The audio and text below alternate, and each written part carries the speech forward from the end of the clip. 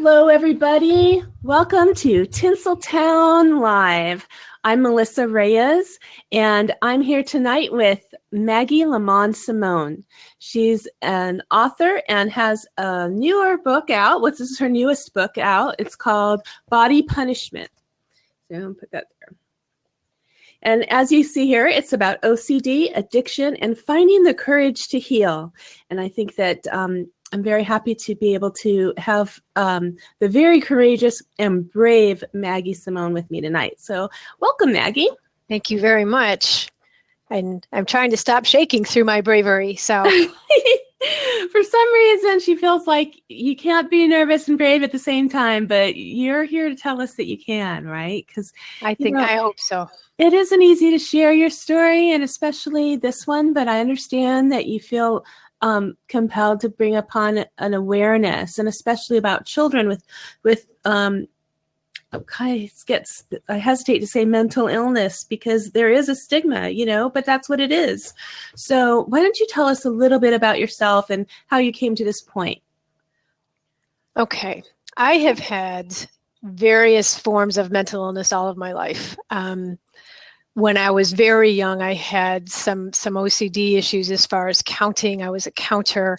I had some issues with literally stepping on the crack, breaking your mother's back. When I was 3 or 4, I couldn't get past that. So if I stepped on a crack, I couldn't function till I knew my mom was okay. Wow. Okay. That's interesting. When I was about 7, I developed what's called trichotillomania, which is a hair pulling disorder. It's I pulled out my eyebrows and eyelashes, and it has been classified under obsessive compulsive disorders. Up until recently, it was called a body focused repetitive disorder, but those are now classified under OCD. Okay. No one ever asked me about it. No one ever asked me all of my life, where were my eyebrows and eyelashes? And it wasn't a constant thing. Maybe every few months, anytime I was anxious or had anxiety, I would start plucking. And I think I kind of grew up in a generation and a culture of secrecy. We did not talk about these things. My dad was an active alcoholic at the time. There were 6 kids in my family. We were really just kind of trying to stay afloat. And it was very easy for me to pass as normal in my family. All I had to do really was hide behind one of my brothers, and I was, invisible. But the effect on my self-esteem was pretty debilitating.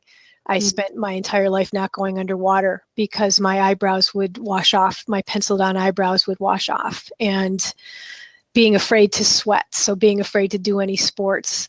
So really on a kind of day-to-day basis, it was debilitating for me, and I never knew what it was. I started drinking when I was... You knew it was something? I didn't. I thought it was just me. You? I thought I was the only one who did it because I never saw anyone else with those symptoms, with the no eyebrows or no eyelashes. I started drinking as soon as I could. I think that there's a hereditary alcohol factor in my family, and that was a good camouflage for me for many years. But it really wasn't until I quit drinking at 28. I started karate. I got a black belt. I met my husband. I had a couple kids, but I had my first son at 37. Wow. And when I was 38, and he was in one of those little saucers where you can put them and they're going to be there when you come back, where they're not walking yet. So it's like a little walking thing. Yeah. He was in one of those things at my feet, and I looked down and he was playing with his eyelashes, and I panicked. I thought, oh my God, I gave this to him. Whatever it is I have, I gave this to him. And for the first time in my life, because by then we had Google, I looked it up.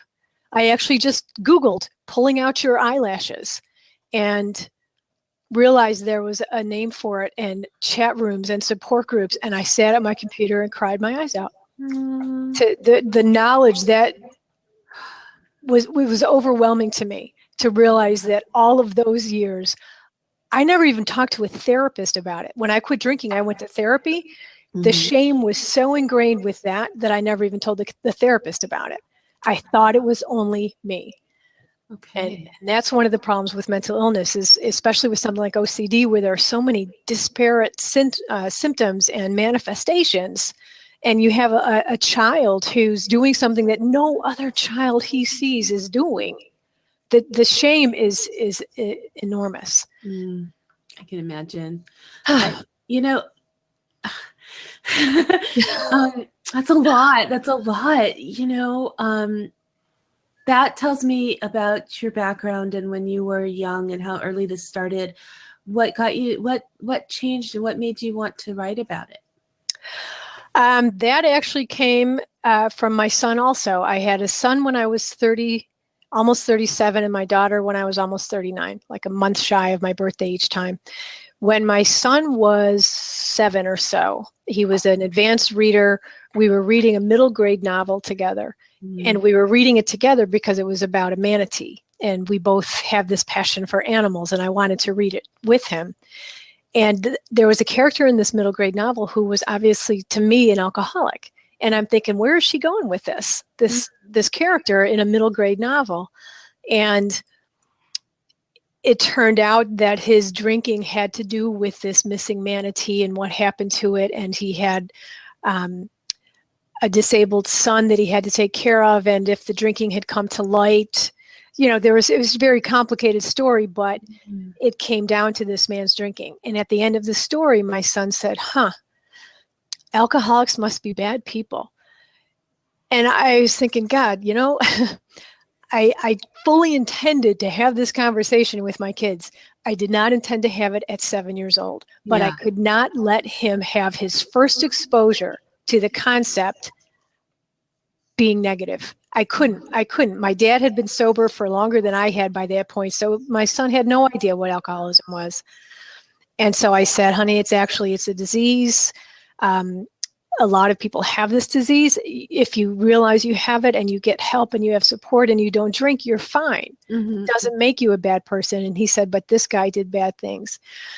And I was like, yeah. And Mommy's an alcoholic. Oh, and there it was. And he looked at me for a second. He goes, are you sick? And I said, no, I don't drink. You'll notice I've never had a drink in your lifetime. And, he said, well, Daddy has a glass of wine with dinner. Is he an alcoholic? And I said, no, he doesn't have this disease that I have. And so that was that story. Literally the next day in school, they were in second grade. They had a person come in to talk to them about smoking, like in the health class, about the dangers of smoking. And at one point, this person said smoking is an addiction. And when that means that once you start, you can't stop easily by yourself. And my son raised his hand and said, that's like my mom and drinking. Is this second grade? This is second grade. And when he got off the bus that day, he came right off the bus. He came up to me and he said, Mom, this is what I said in class today. And the teacher looked at me really funny. Did I say the wrong thing? And I thought about it. And in my head, I'm watching his, party invitations dry up and his friendships dry up as the parents pull their kids away. And I thought, no, honey, that's exactly right. That was exactly right. And right then and there, I thought, I cannot be ashamed of this anymore. I cannot be ashamed. If I want my kids to not be ashamed of whatever they face in life, I cannot be ashamed. And if it's going to be with the drinking, then it's got to be with the other stuff. It's got to be with the depression. It's got to be with the anxiety, and it's got to be with the hair pulling. I got to be honest about it. I had never even told my husband. I've gotten so good at camouflaging it. And wow. I couldn't do that anymore. So you have such an amazing story. I love listening to you too. I just love your voice and your demeanor. I think that comes across in your book as well. Well, thank you. And I love the bold titles at the top. They're very specific. What's your writing background? I It's funny. I have been, in my head, I've been a writer since I've been about 6 years old. I have been a columnist. All I ever wanted to do was be a columnist. And when I quit drinking, I went to graduate school for journalism, got my column in the weekly, or the newspaper, the Sunday edition of the daily newspaper where I live. I had a humor column for 7 years. And then after my daughter was born, who was very challenging and cried for about 3 years for various reasons, I wasn't feeling very funny every week. And so I went to a monthly parenting magazine and had a parenting column, essentially. And then from there, my agent suggested I put out a column collection so that I had a platform for Body Punishment. So I actually wrote Body Punishment, started writing it before my first book came out, but she thought that the platform would be a better idea. But I had a sense of that when just flipping through it, that they're like, you know, they're columns. They're essays. Essays. Thank you. And that's, I wrote my book the same way. I kind of took blog posts and put it into a book and tell a story about myself. But so you know that, so I think that's why I identify with you. Not only that, but the OCD things too. And I have to admit, never talked about it to my viewers, but people who know me well might know that, you know, there's a few OCD things that I do. You know, and one of them is scalp. I'm constantly scratching and picking it, but you can't see it because it's in my scalp. But Right. Maybe you can see it. You just don't say anything. But you know, I can't stop doing it. Yeah, it's compulsive. And it's relaxing to me. I like to do it. I even look forward to doing it. It's weird. No, that is not weird at all, because that's what these compulsions do. They release anxiety. That's the compulsion releases the anxiety. And since you're a humorist, I'm sure that this is going to be okay. My family embraced OCD when we were hooked on the TV show Monk. We loved Monk. Love Monk. And it made us realize, you know, just how amazing a person with that much quirkiness, you know, and my kids were at the age where they asked questions. Why does he do that? Why does he have to touch that? Why does he have to count? And, you know, we didn't have the answers, but it really opened up a lot of conversations about being OCD. And for a long time, we would recognize in each other things and we'd say, oh, you're so monkish. And it was so okay. Right. Have you ever connected with this is my Tinsel Town, you know, thing, the Hollywood thing. Have you ever connected with any of the writers from that show or the stories that are written? I'll tell you that my favorite show is As Good as It Gets. Have you seen that?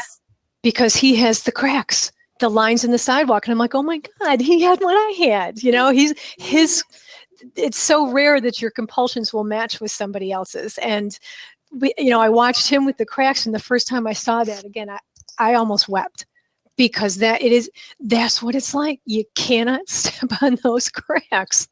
Wow. So I watch that any chance I get. Yeah, that's a good one. The only thing about Monk, it seemed to perpetuate the idea that OCD is primarily the germs, and that's it is certainly a big one. Yeah. But my daughter had some issues with some of her OCD symptoms because they were unusual, and even I didn't actually connect them with OCD because they were different from mine even. Mm-hmm.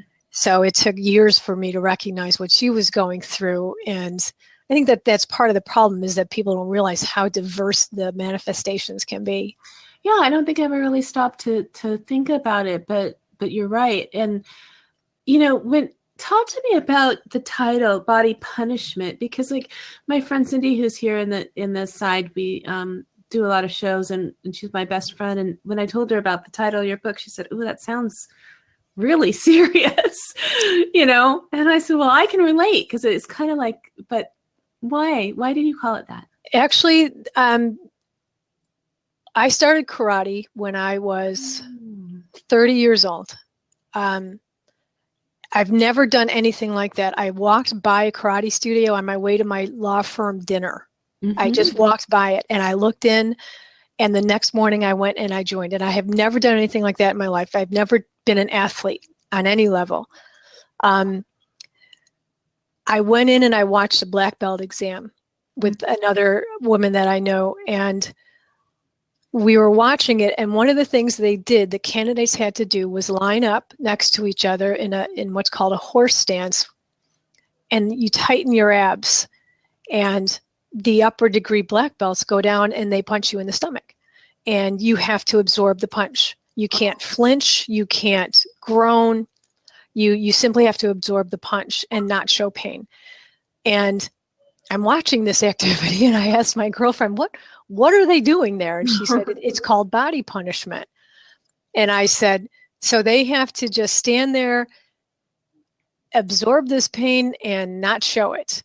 And she said, yeah, it's a show of strength. And I said, well, then this is the sport for me, because I have felt all of my life that is what I have done, is just absorb the pain and not been able to show it.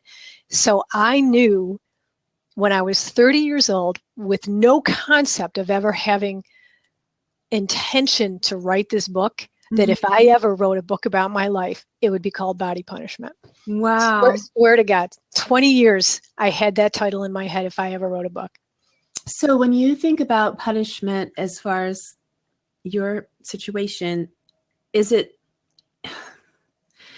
what I'm thinking is it that you felt like you deserved punishment, or that you were just the brunt of the punishment? What's the punishment? To me, makes me feel like someone's been bad.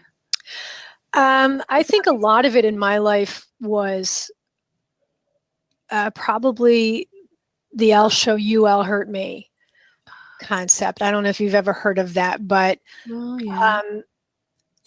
a while I was anorexic, and I remember thinking that the primary thought I had when I was anorexic was I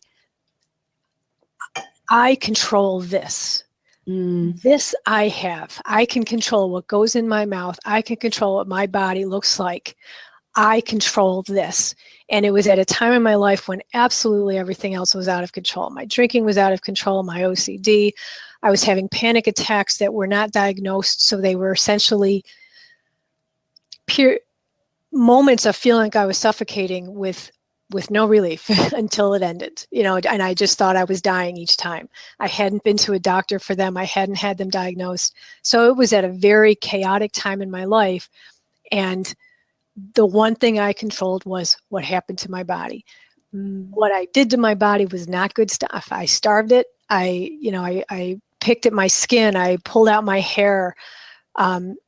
It seemed that the only thing I could control was how I hurt myself. And whether that was, just kind of a justification for having such what I thought was a crappy life, I must deserve this, or a diversion, some kind of distraction to take me out of that for a little while and give me some other, stuff to focus on. The self-esteem issue that comes with mental illness is hard to recover from. And it always comes back to that for me. I don't deserve this. So therefore, this, if that makes sense. I see a kitty behind you. Do you really? I love that. My kitty makes cameo performances all the time. I'm sorry. I had the door closed, so I have 3 cats and a dog, and I'm like, can you just leave me alone? I thought I had all of them out. I'm sorry. Now I see her back there. It's okay. I love it. It's a good time for a bath. Yeah, she's welcome. I have a cat that we could relate to. She's pretty much half bald right now because she's looking insensibly. You know what I mean? Incessantly, yes. A lot, yes. It's been a long day.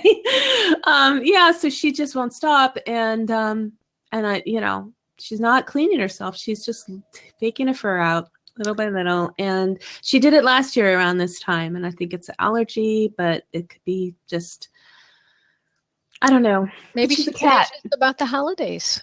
She could be. She's anxious about the change going on in the house, and she's anxious. She's a little riot, actually. She's funny, but so we baby her a lot, which I don't know. But she's a cat. But I do, I relate to so many of the things that you're talking about. I'm on antidepressants. I have anxiety attacks. depression.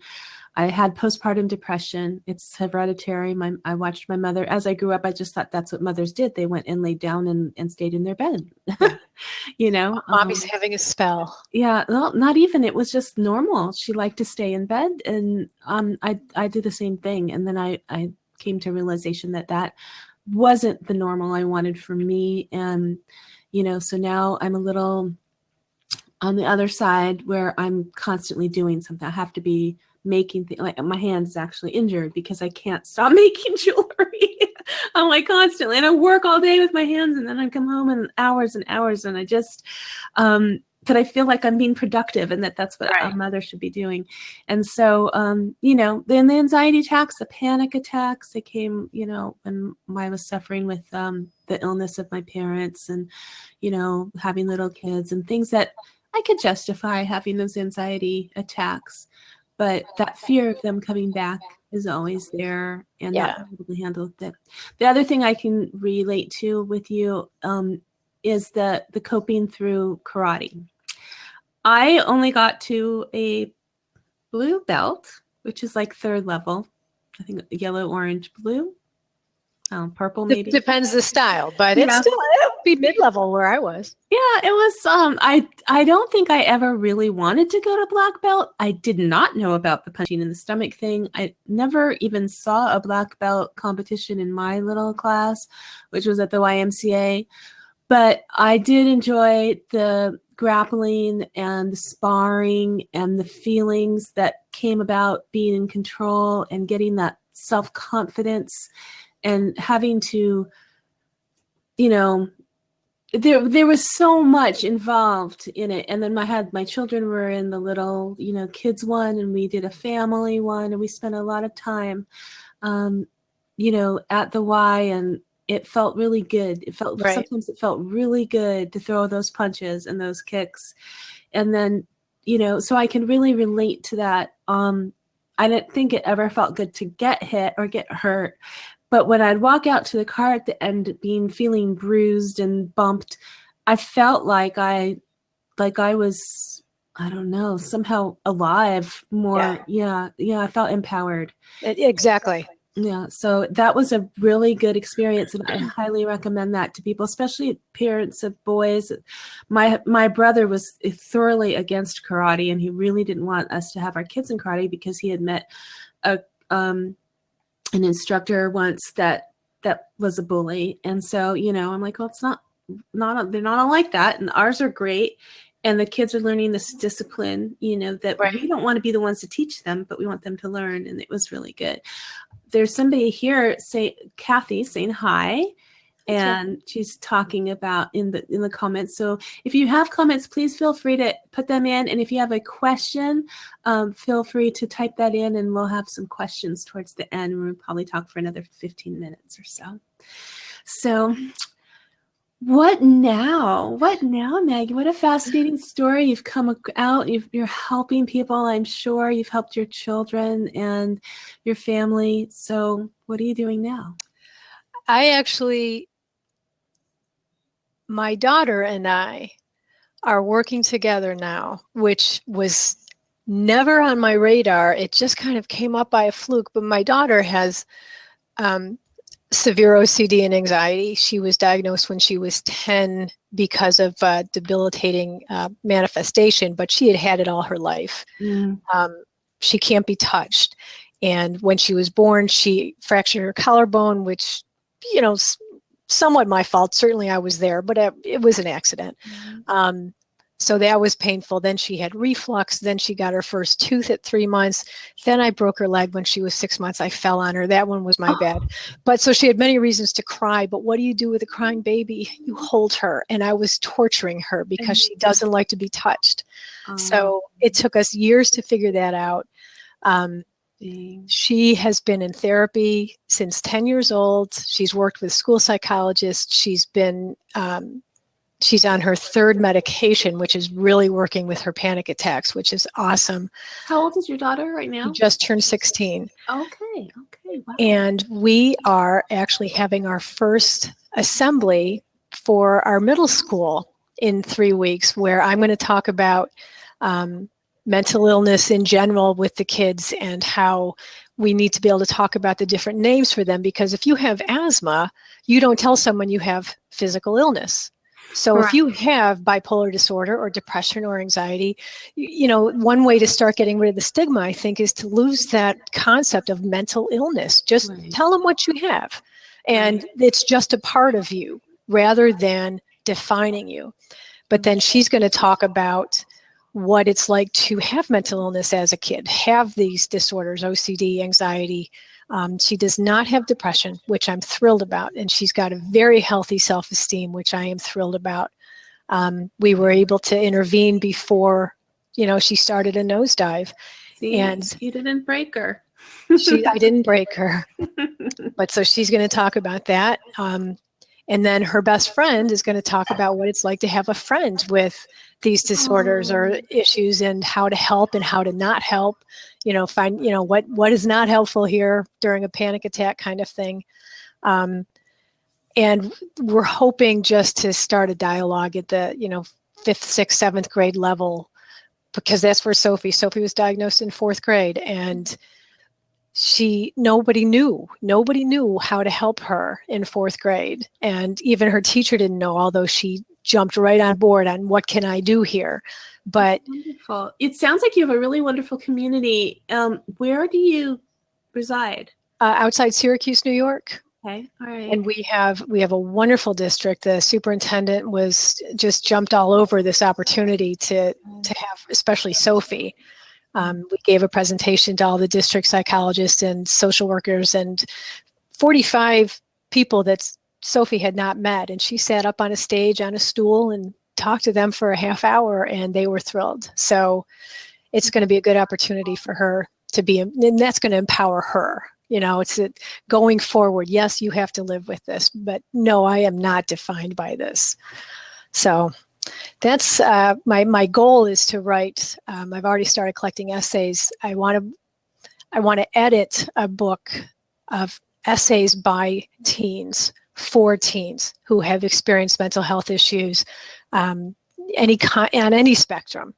I want kids to be able to read other kids' words. This is what it's like, and either so they can say, I think I might need to talk to someone about this, or I have a friend who has this. How can I help him? Mm-hmm. Mm-hmm. That's I'm so proud of you. I really am. I'm so glad that you're there to do this. I work in a middle school. I've been working at a middle school for 10 years, and I was the secretary in the office, the principal secretary. But now I work in campus ministry, and I get to really interact with the children a lot more. And I'm finding that age group is just so fascinating. They're so a lot of things. But what I want to say is that they are I just envy them. I envy the ones, they're so bold, I guess I want to say, willing to share, willing to help people. They're taught, I know a little girl who has a blog, and she writes about her own physical illness, which was a stunted growth thing, and she has to take growth hormone shots every day for a year, and to grow. And that was a big decision that her family made, and that she had to commit to. And she wants to talk about it to the school, like your daughter. And I just found that when I went to middle school, of the same school, I didn't even want to talk to anybody, at all, much less the whole school. I didn't want to have to, and then to sit in the principal's office and explain it and talk to those people. And, that's just really a blessing. That's wonderful. Well, kids today, they've got so much knowledge at their fingertips with the internet. That's true. What they need to supplement that is as a real life experience to anchor it. So they can read about this stuff online all they want. What they need is someone that they can look up to, an older kid, which is one thing I remember about 5th, 6th, 7th grade, is how they look up to the high school kids, which is why Sophie's doing middle school. But they've got the knowledge at their fingertips if they can have the useful information that goes with it. then we can start raising a generation of kids who are not going to have a mental illness stigma attached. They are going to be someone who has OCD, like Monk, or like, Melvin in As Good as It Gets, who has a life also. It's like changing. We don't call kids with autism autistic kids anymore, because that defines them as autistic kids. They are children with autism and red hair and blue eyes and other, it's one part of them. So much of this is language. If we can stop with the, that defining mental illness, we do not tell people you have physical illness. We say you have cancer, you have diabetes, you have asthma. Just let them own what it is they have, instead of giving them that umbrella definition. I'm sorry. I'm on a soapbox now. I was going to say, you go, girl. No, I think that's great, because I asked you, what are you doing now? And it's obvious you are sharing this experience. You are helping your daughter become an advocate for other people, and you're getting the word out. And so I would guess that your main message really is about removing the stigma. So, and giving it a name. Is that what you would say? Yeah. What is your take? I want to get rid of the shame. I just want to get rid of the shame. Nobody is ashamed to have diabetes. Nobody is ashamed to say to their father or their mother, I have something on my skin. I need to go, can I go to a doctor? Kids should not have to be ashamed to say, I have anxiety, I have depression, I have bipolar disorder, whatever it is. It's just geography. They're just illnesses of the brain rather than illnesses of the body. It's just geography. Your kids are able to ask you for help because you shared early when they were young what it was like for you. And that was a difficult decision. I did the same thing with my kids with the depression and with some other health issues. I'm not ashamed to say, but they're like liver disease in my family and diabetes. And, and so we talk about it. And I have had my sons come to me and say, I've been feeling really depressed and I don't know what to do. And people, when I tell them that, think, oh my gosh, that's remarkable. You're so lucky. And I'm like, well, I was aware at an early age that I wanted them to know what that was, because nobody talked to me about it. Right. And it was very hard to find out once. And I had found out because of postpartum depression. That was easy because they look for that. Right. And so I have some questions here for you and some comments. So Kathy says, thank you for not labeling kids, no umbrella definition. And she wants to know, about the panic attacks. How do children demonstrate a panic attack as it is happening? What are the symptoms? My daughter's panic attacks are very visceral. When they started, so the actual physical panic attack started when she was in 7th grade. One of her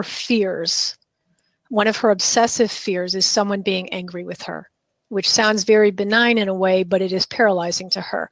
Mm-hmm. Her favorite teacher in 7th grade is this man who was lovely, but he's got a very sarcastic, dry sense of humor, and she could not read him.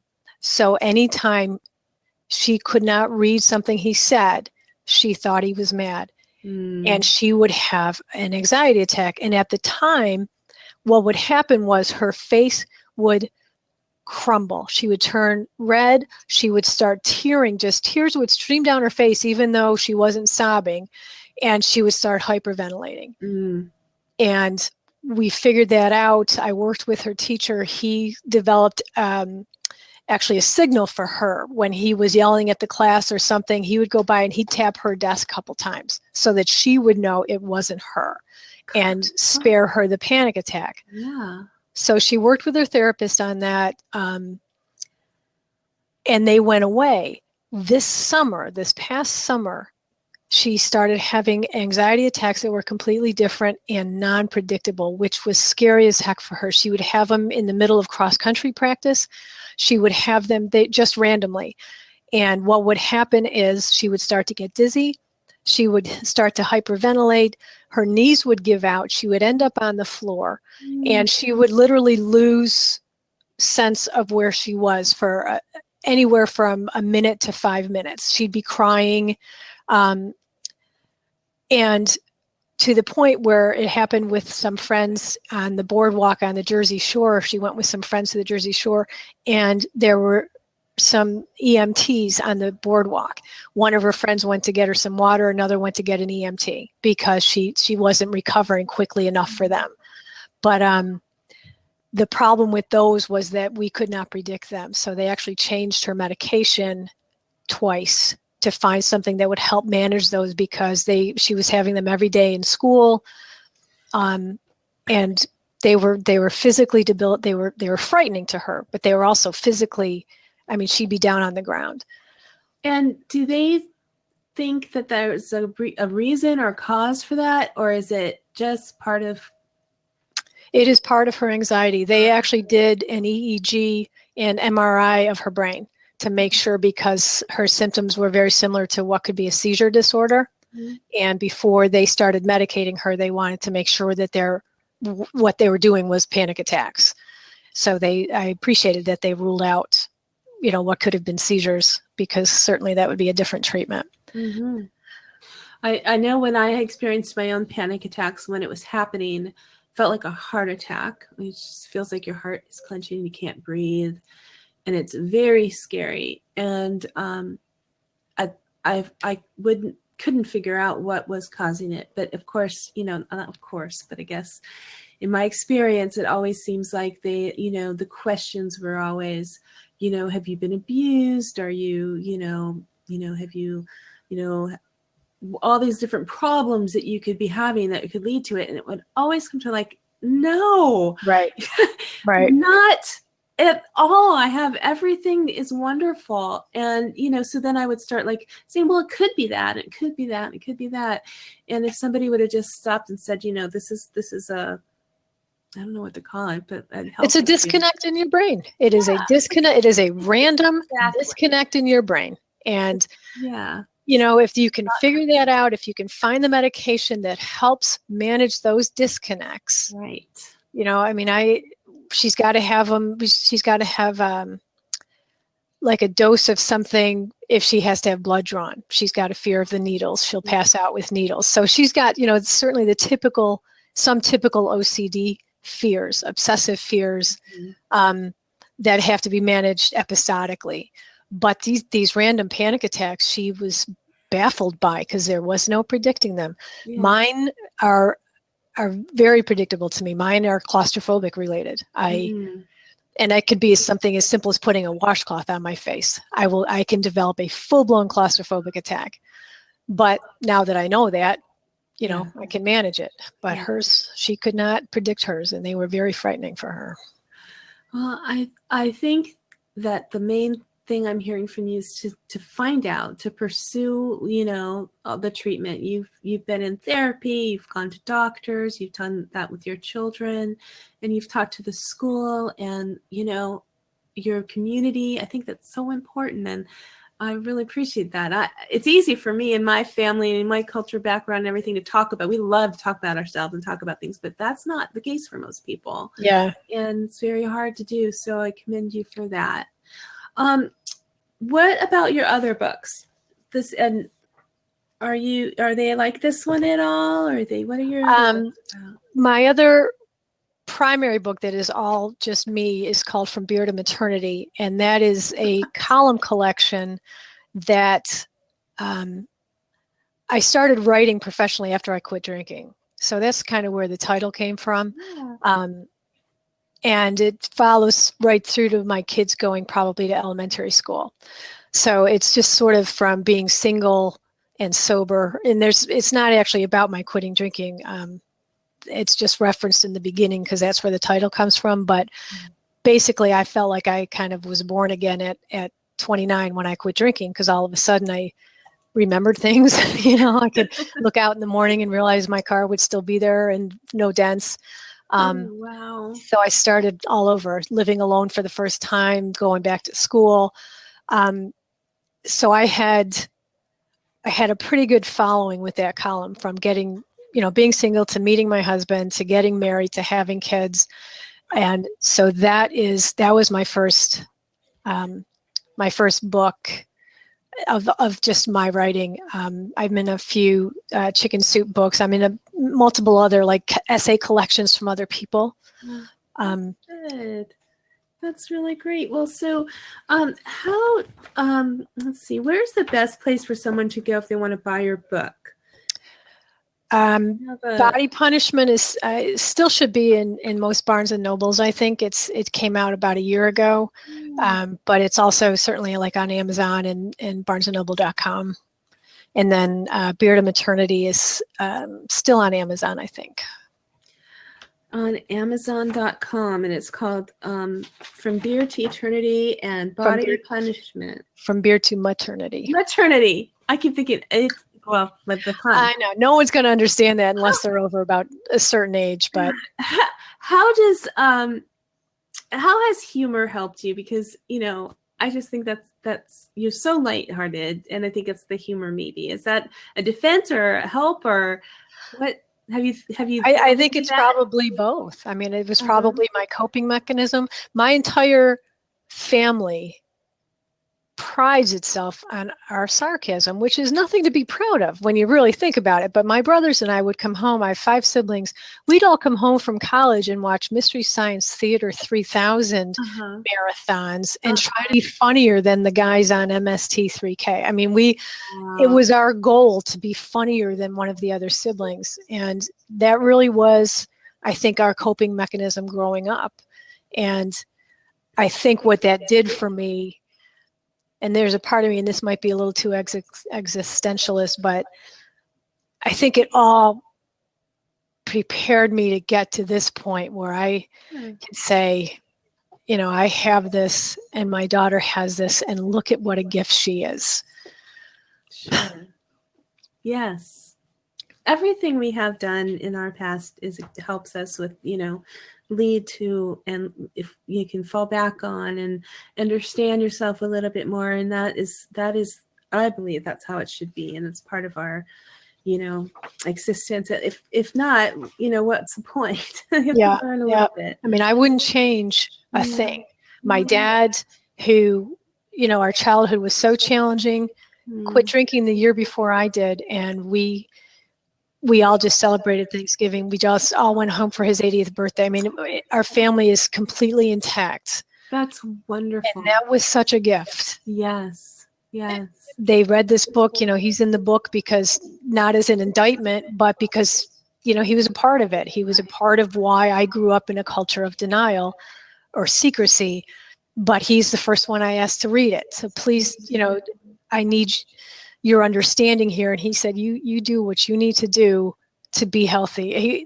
You know, it's just, we've been very fortunate. And I had somebody ask me just recently, why am I doing this? You know, talking in front of kids and blah, blah, blah. And I'm like, I can, because I can.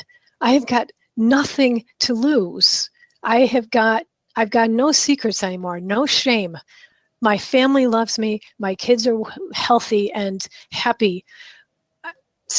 I can do this. That's why I'm doing this. That's wonderful. I am so glad. I had a hunch that talking to you would be uplifting, and it is. I feel really good, and I hope that everybody watching feels really good and empowered and reads the book and learns how you can master this, be in control of this, help yourself, help your family, and look at this wonderful example. You're a superstar, Maggie. You are, and that's why you're on Tinsel Town. Thank you so much for having me. This has been very, very fun for me. Good. I'm so glad. And thank you. You're welcome to come back anytime. Every Tuesday night, 6 p.m. right here on Facebook. I'll come back and watch. I'll leave comments. Oh, it'll be wonderful. Let's see. Next week, I've got my calendar right here. Who's next week? I've got all the way through the end of the year. I've got some really fabulous people. Actually, on Thursday, that's just on the 1st, I'm going to be interviewing Lou Redmond, and he has a book called Find Your Truth. And it's going to be really interesting to see how he changed his life. I'm not going to give any hints. You're going to have to go find out about it. And then next week, I'm going to be interviewing Gina Doyle, who is she has a book called Wigs Ed coming out, and it's about I guess she started with wigs for people with cancer, Yeah. and, but she does kind of fashion and body image. And then on Wednesday, that's Monday. Tuesday night, I have a lot of different days because I accommodate people.